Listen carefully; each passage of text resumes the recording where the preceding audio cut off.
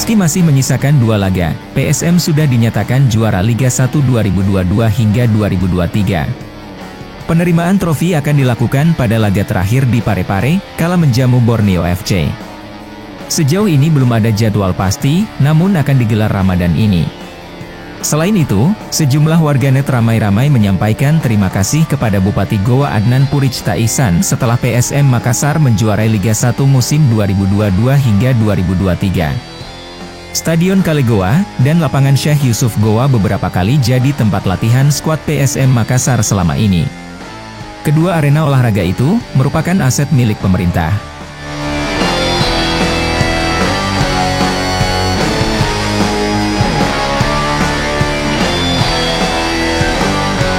Kini, pesta juara sedang dipersiapkan. Trofi Liga 1 adalah penantian panjang setelah berkali-kali, hanya sampai di posisi runner-up.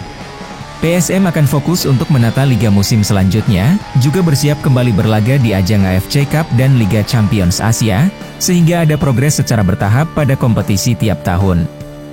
Pertandingan playoff rencananya bakal digelar untuk menentukan wakil Indonesia, buat mengisi slot Liga Champions Asia 2023 hingga 2024.